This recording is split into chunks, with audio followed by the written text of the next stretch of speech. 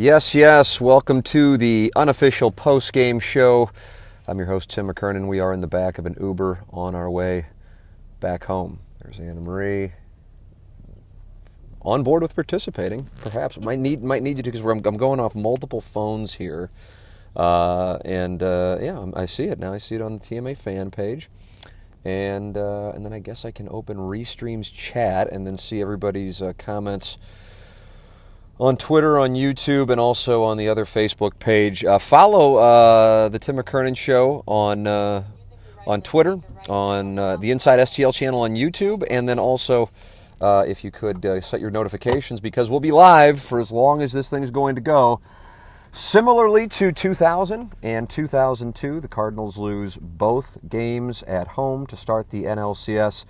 And in both of those cases, after losing to Mike Hampton and Al Leiter in 2000 and Kirk Reeder and Jason Schmidt in 2002, the Cardinals would win Game 3, but then they would get eliminated in 5 and never make it back to St. Louis. I think most people leaving Busch Stadium tonight, and I would imagine most people watching at home, do not think we will see the Cardinals again in St. Louis this year. And I don't think there's anything wrong with feeling that. I will tell you this, I would actually expect substantial changes in the Cardinal lineup on Monday. I figured we wouldn't get them. Did the pregame show and gave that 88% that he would keep the same lineup. I was trying to set up my so I can see my comments here, by the way. Right now I just have the TMA fan page comments up. I figured he wouldn't mess with the lineup today. Unfortunately, I was right. I was hopeful that he would, but I figured he wouldn't.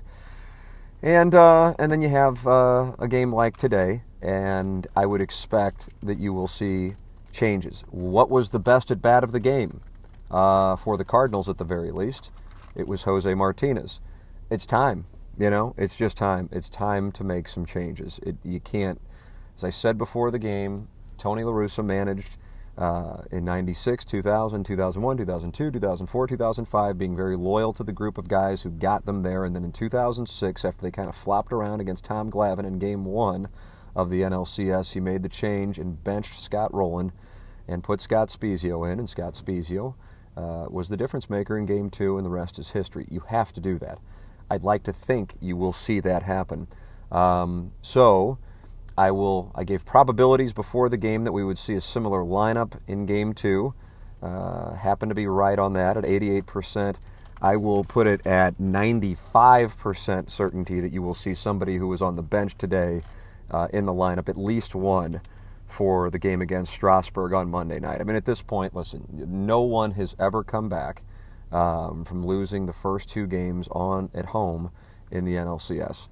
Since it went to a best-of-7 format. And I believe only 3 have ever come back from being down 2-0 in general. So, you're kind of in a spot that I don't think too many people are necessarily surprised by, if you've been monitoring things here for the Cardinals offensively. I think last night's game was probably a little more alarming. Max Scherzer shutting them down wasn't. Whereas last night, I don't feel like there was a whole lot to debate strategically. Kind of a bad beat with the fact that Sanchez was on and you had a wide strike zone. But again, Michaelis benefited from that as well. I was at the game today, and so I couldn't tell what the strike zone was one way or the other. It definitely seemed like there were some complaints from both teams, but I think that's going to happen either way. Certainly the shadows come into play. I know fans like to make fun of that, but it's a real thing. And it's stupid that you go 162 games and you have your most important games played in a condition that's built for television. It sucks, and it's just a matter of knowing it's going to happen and then betting the under to kind of hedge on that front. But I was very surprised when Adam Wainwright was left in to face Adam Eaton. That comes after the Matt Adams shot to the gap and the bloop by Turner, and now you have a lefty up in Eaton. And you have Andrew Miller up there, and that was just one hitter too many. And I was surprised by that, and it did matter, And even if you go, well, the Cardinals, even if they would have lost 3-0, it's not what the unofficial postgame show is about. The unofficial postgame show is about the process, and I didn't understand that, and I didn't understand it. I was floored by actually. I thought the worst move, the most egregious move of Game 3 against the Braves, was not walking Brian McCann. It was leaving Wainwright in to face Acuna and Albies. And here you are. You have him left in too long, and I have no idea what the point of that was. I was really surprised by it. I think a lot of fans were so kind of detached at the ballpark from it, and maybe at home also, that people were just kind of going, well, they're not going to score anyway. Well, then they do score. Michael Taylor with a gift, and after a great at-bat by Martinez. Man, I'm telling you, from right where we were sitting, Martinez, took a step out. I don't know if they showed it on television. I don't know why they would have. And after the fifth ball, he fouled off, and he kind of circled back and was psyching himself up. And then he hits the hell out of the ball. Taylor misplays it. I guess it goes as a hit, and the Cardinals make it a 3-1 game. A couple of plays defensively by the Nationals. They keep doing it. You saw Zimmerman last night against Edman. Today you had Eaton against Edman. They've just made some great defensive plays. They're getting great pitching, and the Cardinals aren't hitting, which is just leading these games to just be kind of just blah. And the NLCS hadn't even started 24 hours ago, and now you feel like the NLCS is on a lifeline for the Cardinals at this point. So let me take a look at some of the questions in here. Anna Marie, do you have the chat open? Maybe you can. I don't. You do not. She's not watching. She's watching the Fox Sports Midwest postgame show. Let's see what we got. Daddy Padre, in my opinion, Martinez should play in right field if you're willing to play Carpenter. By the way, speaking of that, a lot of times the chat will trigger my memory. And I don't know what Matt Carpenter was doing hitting against Sean Doolittle. I don't know what that was about.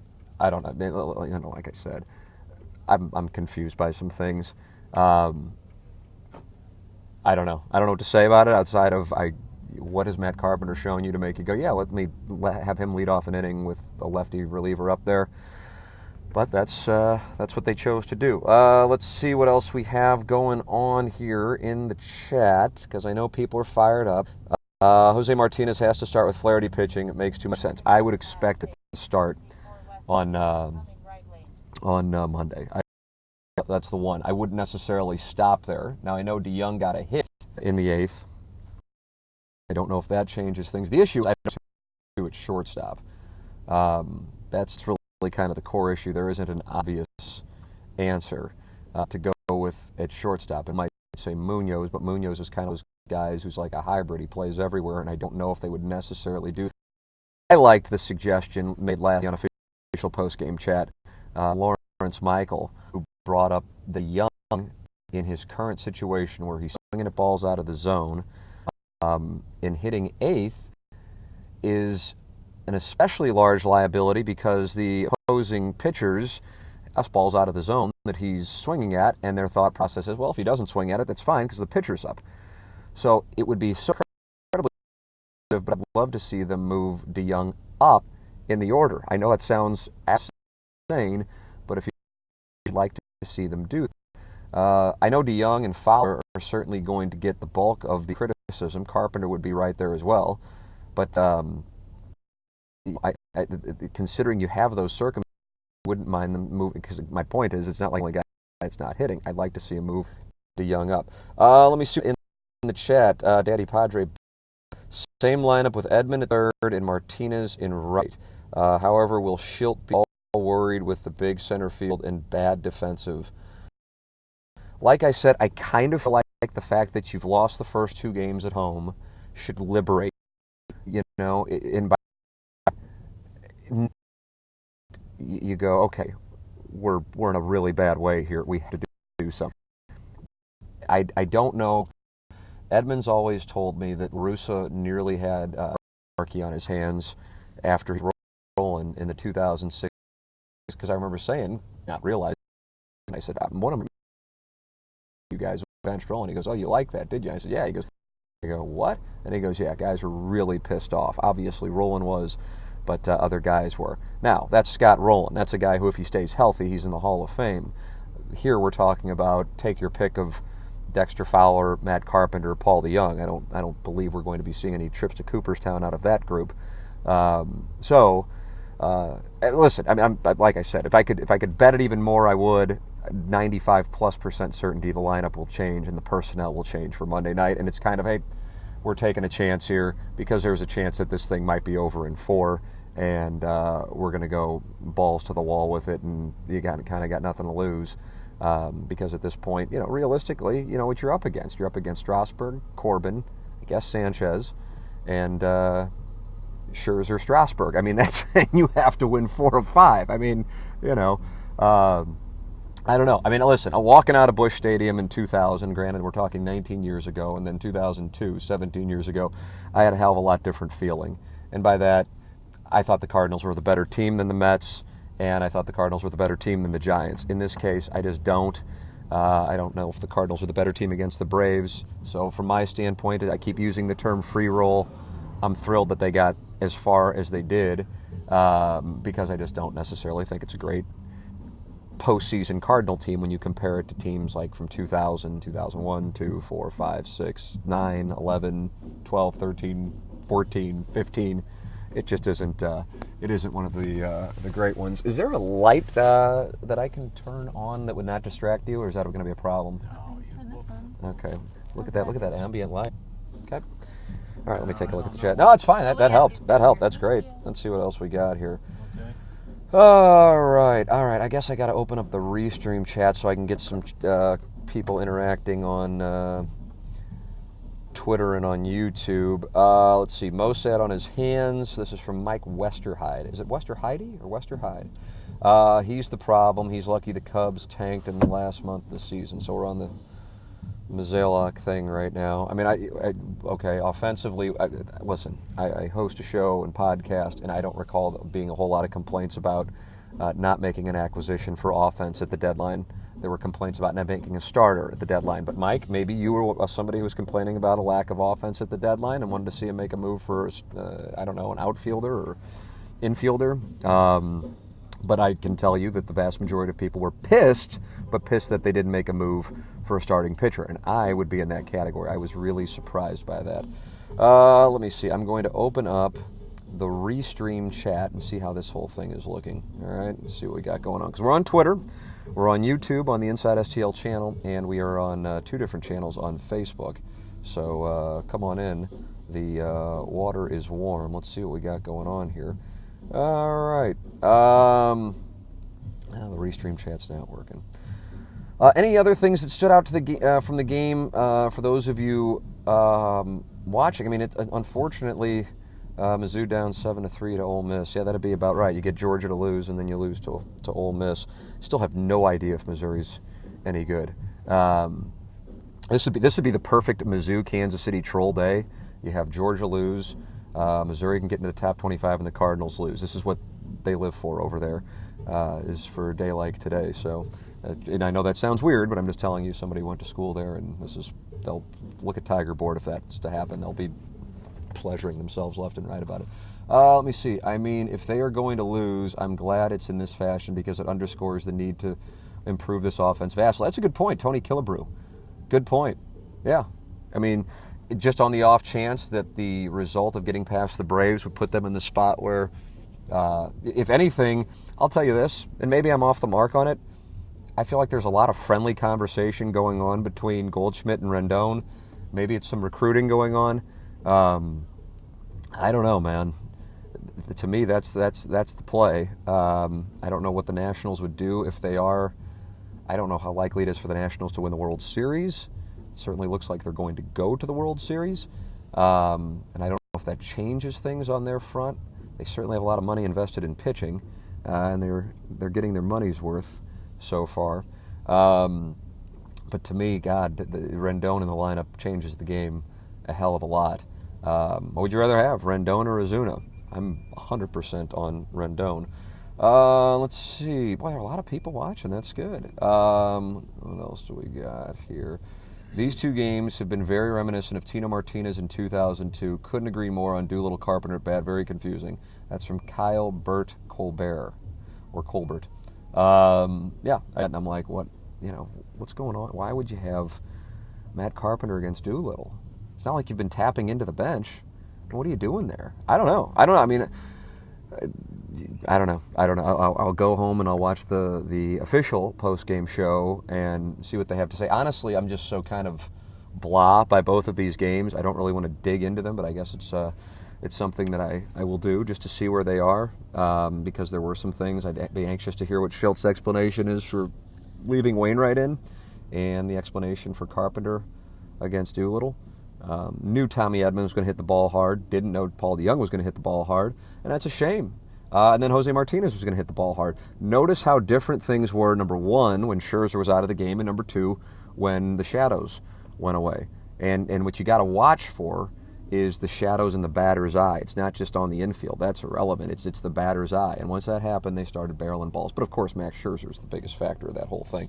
Let's see.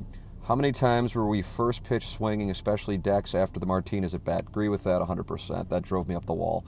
The ballpark for the first time came alive, and it was because of how many pitches were in that Martinez at bat. I would have to think it was close to 10 if it wasn't 10.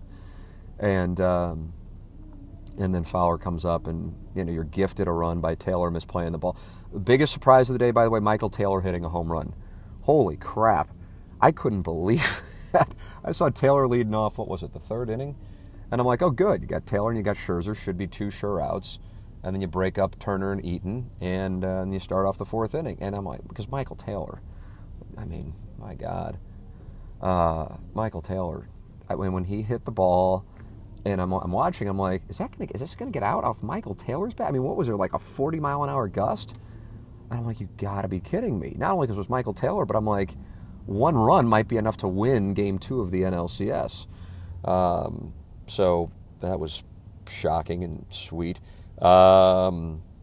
This reminds me of the Blues season a few years ago, Mike Yeo, first year, where Allen stole a series in Minnesota that we should have lost, probably then lost to a better Nashville team.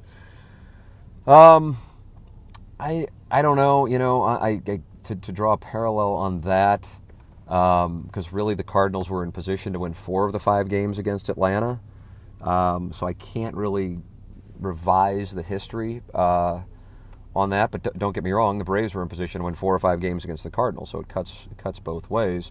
I don't know, with the Sanchez thing last night, it's just that when I saw that, I'm like, oh crap, it's taking me back to 2000 and 2002, except at least then it was Mike Hampton and Kirk Reeder, Anibal Sanchez. It's just a textbook, a guy who barely was touching 90. It's textbook for the Cardinals to have problems with. Let's see, what else do we got? What do you do with Carpenter with tendon? I think that was probably a misspelling with Rendon. I think you see if he is interested in moving, and if not, he's coming off the bench and making a lot of money, and that's just kind of the situation you got. You're going to have to eat some shit on this stuff. Monday, Edman leads off, plays third. Bader in center. Martinez plays right. Worse the risk to get his bat into the lineup. Listen, there isn't anything Mike Schilt could do with the lineup on Monday outside of keep the lineup the same that I'm going to complain about. Anybody, I'm fine with. I would imagine he'll catch a lot of hell if Bader is in the lineup. But at this point, you just got to try it. And maybe it'll be the thing that'll get the thing going. Because at this point, you have, like I said, you have Strasburg, Corbin, Sanchez, Scherzer, Strasburg, and you have to win 4 of those games. The ballpark in Washington at Atmosphere is going to be ridiculous. It'd be lovely if the Cardinals could silence it. They've done it before. They won 2 of 3 on the road, if I'm not mistaken, in 2000. I'm going to see if I can get the ambient light. 2012. This is just, this is going to be incredibly difficult. And then it will be incredibly difficult for the Nationals against whoever they were to play in the World Series. It's just kind of the way that things are working in this thing. Let's see. What else do we have? No pinch hitter for Wainwright. Wainwright in too long. Let Carp hit. They were going to lose no matter what, but still seems Schilt not understanding playoff baseball at times. I don't recall the circumstances with Wainwright hitting. I think it was another inning where DeJong was leading off and Wainwright hit, and I didn't have a problem with that. Leaving him in once Adams and Turner got hits, I did have a problem with that. Adams raked. Turner's was a bloop. But at that point, it's enough. That's enough. That'll do it. Let's see. So the stuff with Wainwright and how he was left in against both the Braves and the Nationals, I truly don't understand. Couldn't for the life of me. Like I said, I know everybody was focused on Carlos Martinez last Sunday, and everybody was focused on what happened with walking McCann, Swanson. But to me, strategically, the thing that was the most "you've got to be kidding me" move was when he left Wainwright in to face Uña and Albies. I couldn't believe it. Truly couldn't believe that. And it's like, wow, Wainwright's still in there facing Adam Eaton, and it's not like the Cardinal bullpen hasn't been active. I was surprised by that. Jose Martinez has to play Monday. Yeah, I mean, like I said, I think he will. I would, if I could, I would bet on it. Let's see. Michael Taylor is the young Grichuk type. Bad hitter, only hits mistakes. Am I wrong? But when was the last time an NLCS or ALCS game played during the game when shadows became a problem? It would be, for certain, Game 2, 2013. I think it was Waka and Kershaw. I can't speak to the other ones, but in the odd years, the National League has this schedule where they have the Friday night thing and then the quick turnaround. And it's a television thing, and it sucks, and I totally disagree with it. It's the same kind of deal as the All-Star game determining home field advantage for all those years. That was dictated by television. This is dictated by television, and it sucks. And, you know, I mean, listen, the Cardinals won when they had the shadows in 13. They lost in 19, but they were a much better team in 2013. Let's see. With even a mediocre offense, they'd be at least tied, maybe even up 2-0. Very frustrating. I don't know. I mean, you know, it wasn't like Ozuna and Goldschmidt and Edman were, to me, those were the three best hitters in the lineup, were hitting the ball hard off of Scherzer. You know, so I mean, I get it, and I realize that, you know, I mean, I know I'm not going to talk people through this stuff, getting on these things after losing 2 in a row in the NLCS at home to start with that kind of stuff. Nobody's going to be like, oh yeah, I see where you're coming from. But, you know, I mean, nobody was hitting that guy today, and you know, you have the situation that you have with the shadows, and it makes it even worse. So, you know, that's just kind of the unfortunate nature of the beast, which is why after they lost last night, I thought this is going to be a problem. Let's see. Hopefully with playoff games not being sold out and TV ratings being down, big changes will happen this offseason. This team is so boring to watch, so many strikeouts and so many offensive holes in the lineup. I mean, if I can take a step back on that, Kevin, I mean, they are one of the final 4 teams left in baseball. So, you know, I don't know if it's as bad as you may feel that it is. They have to tend to the offense. They just have to. But the other thing is, because I know it's in vogue and then people get in their social media bubbles, two off seasons ago they brought in Marcell Ozuna, and last off season they brought in Paul Goldschmidt. So, you know, any portrayal of them just kind of sitting back in the off season with bats, I would have to say would be inaccurate. I would say, if you want to be critical of what the inactivity at the deadline with regard to the starting pitching, I'd be in 100% agreement with you on that. Let's see. Arozarena, Gary Ritchie with a suggestion. Arozarena in center, Martinez in right, Edman at third, Munoz at short.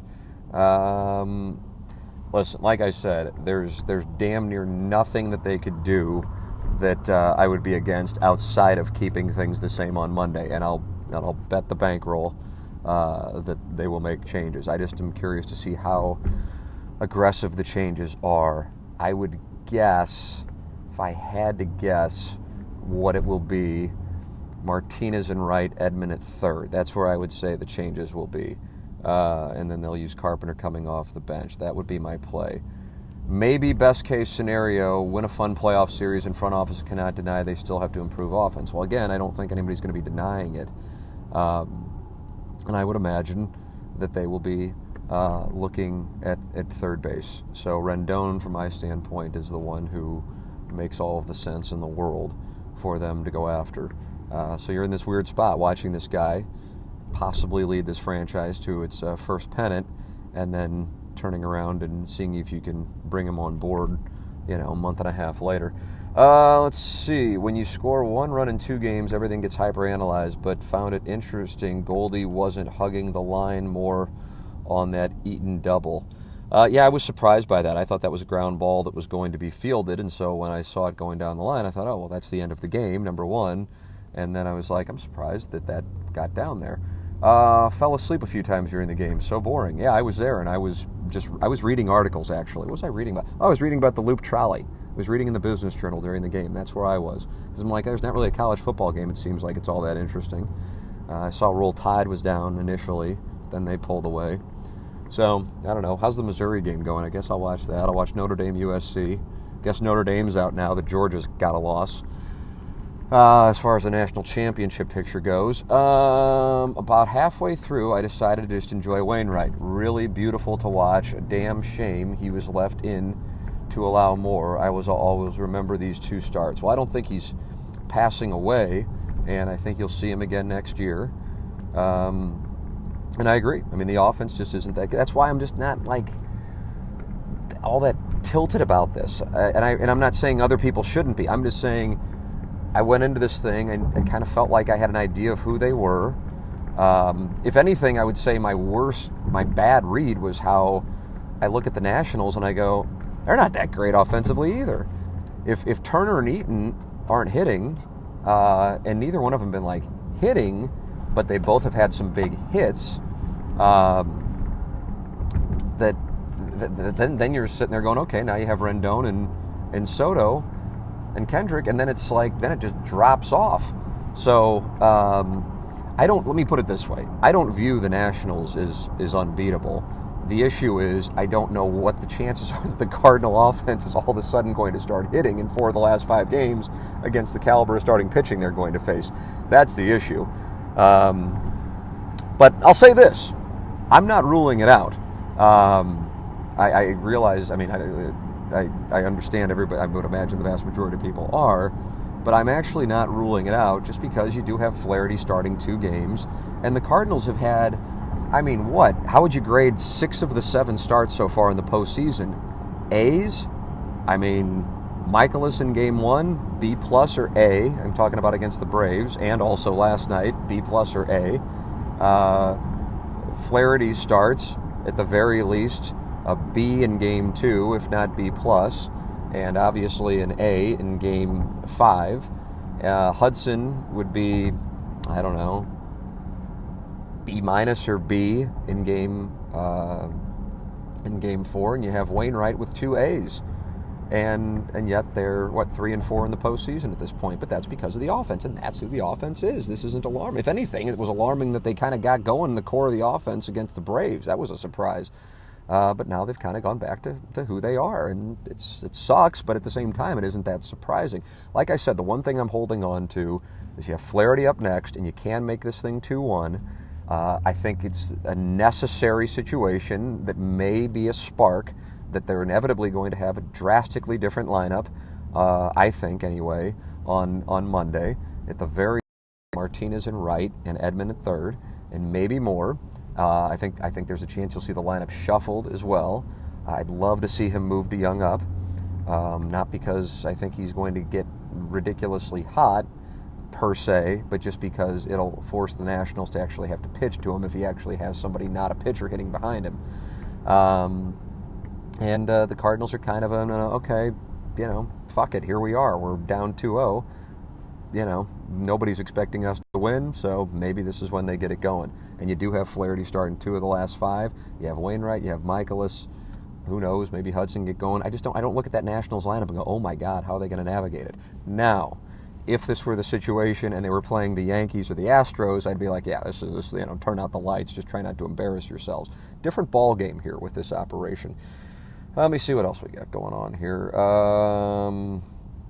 Tony Killebrew, I would love to have Rendon, but the Cardinals will have to win a bidding war, which I don't see ever happening. Yeah, I would love to see him do it because I don't know at that point how people, kind of that cards talk bubble of, the DeWallet thing, how that could continue if they were to. So I would love for that to come to an end because they're lucky that they didn't win the bidding wars they were trying to win over the last 8 years. Otherwise, Albert Pujols would be here, or take your pick of Jason Hayward or David Price. So I'm happy that they've lost when they were actually in bidding wars, but I know that that doesn't fit into the Cardinals hoard money narrative that I don't participate in.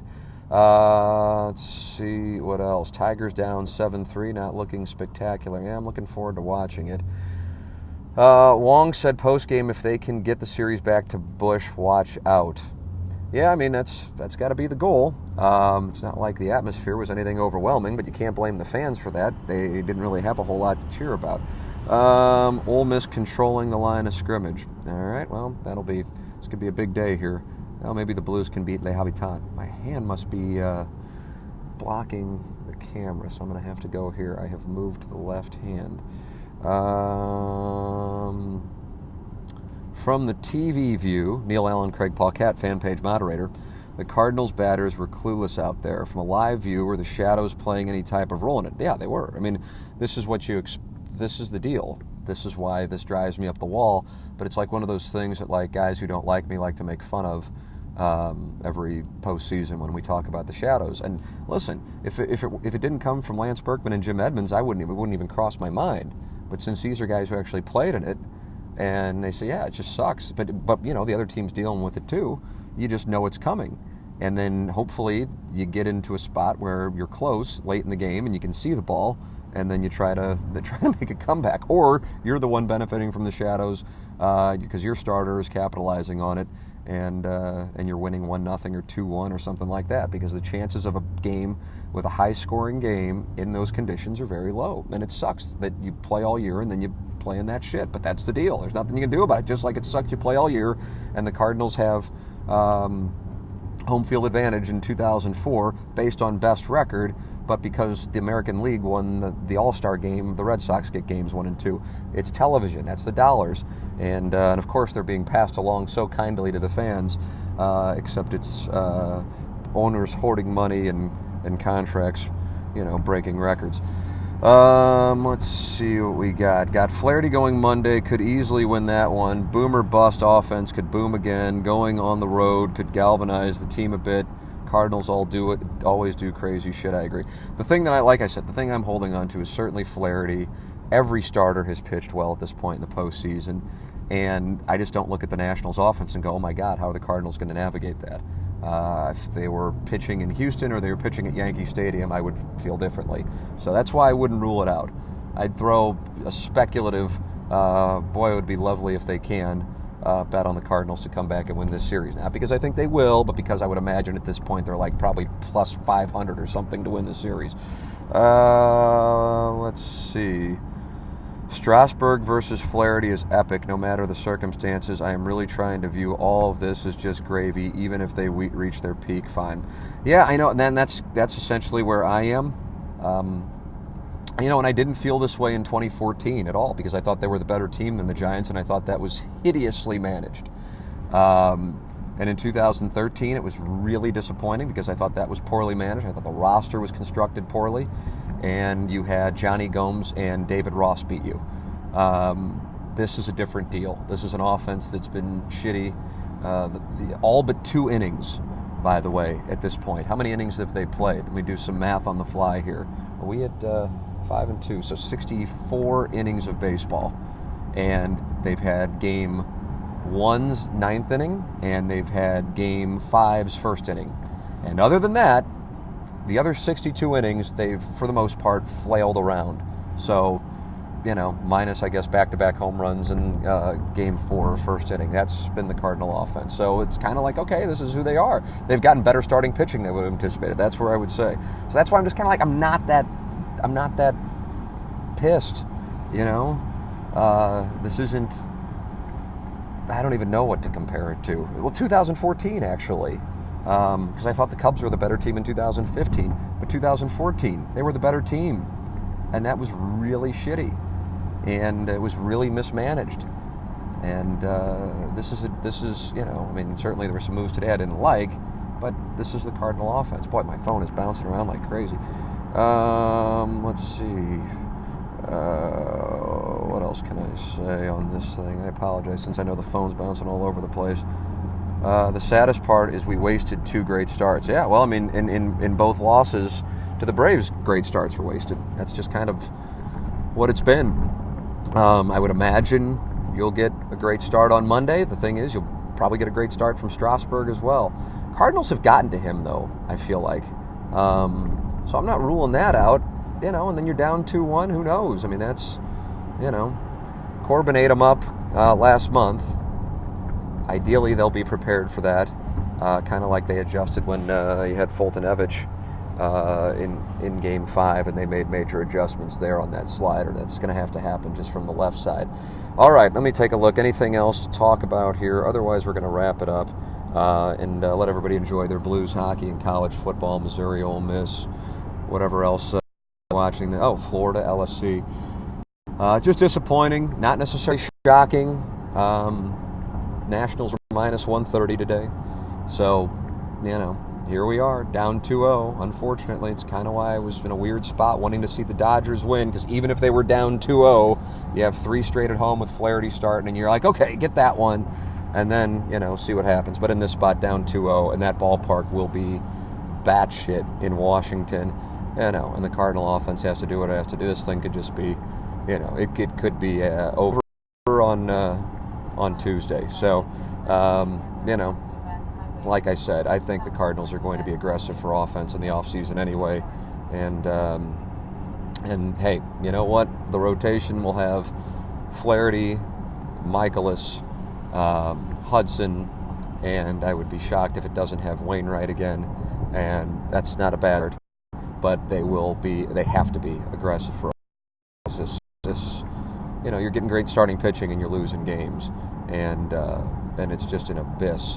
So anyway, there it is. The Unofficial show is in the books. Hopefully Monday night, the Cardinals will close this thing to 2-1, and we can at least get a sweat. Let's get a sweat out of the thing. Otherwise, I guess would it be the first time since 2000 been swept in a series, and the first time since 2000 in a best of 7, if my memory is correct on these. Thank you for watching. The Unofficial show from the back of an Uber is